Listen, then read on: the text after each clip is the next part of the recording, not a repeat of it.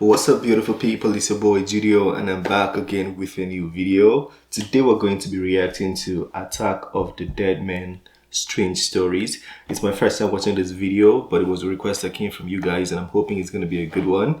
Without wasting your time, let's get to it. Attack of the Dead Men, 1915, World War I.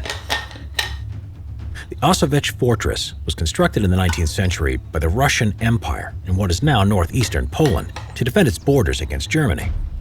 In the First World War, the fortress would be heavily contested between German attackers and Russian defenders.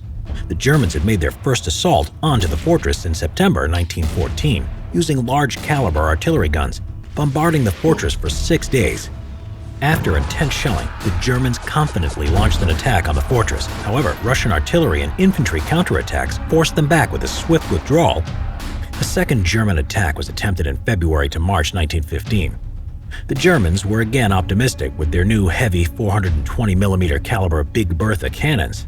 The fortress was bombed with intensity, including from the air, which it was presumed by the German command would cause the quick surrender of its Russian defenders.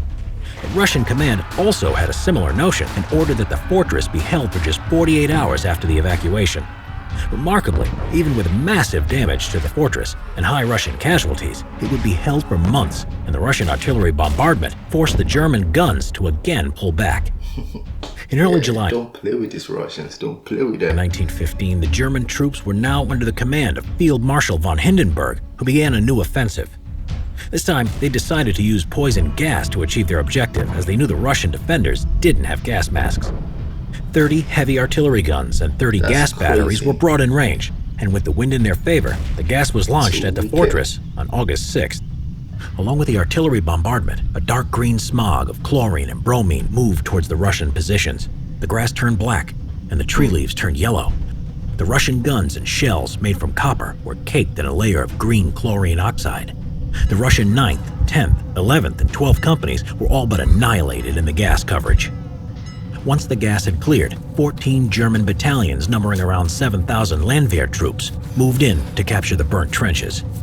But as they approached the positions, a shocking sight took them by surprise as the remaining soldiers of the Russian 8th and 13th companies, who had come into contact with the poison gas, counterattacked with all they had left. These troops attacked the Germans with their bayonets, showing signs of chemical burns on their faces, with their bodies wrapped up in rags, spitting out blood and pieces of their lungs. The sight was so terrifying to the approaching German troops that they went into a panic, retreating back to their own positions and trampling over each other while falling onto their own barbed wire. The Russian forces then returned rifle fire and killed many of the retreating Germans with artillery. 2 weeks later, the remaining Russian survivors of the Auschwitz fortress evacuated. The newspapers would later call this the Attack of the Dead Men. A huge thank you to Cash Quiz. That's crazy. Soldiers, I don't know how did they impact this kind of like energy in them? Like they're willing to die. They know the gas is deadly, but they're still running through it. That's crazy. For sponsoring this simple history episode, Cash Quiz is a free app that lets you get rewards and prizes worth over Okay, that was a very good video, very brief but very informative. All these things, you never know them until you watch videos like this. So I really thank these guys for making the video.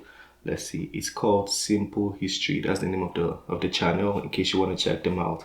I had a good time watching that one. I'm going to bring more videos from them because that was very educative, informative, and yeah, don't play with Russians. Don't play. I like what I saw there. Let me know what you guys think of that video and feel free to request for more. This is the end of this one. Don't forget to smash the like button, subscribe if you're new to the channel, and I'll see you on the next one. Have a wonderful day. Peace.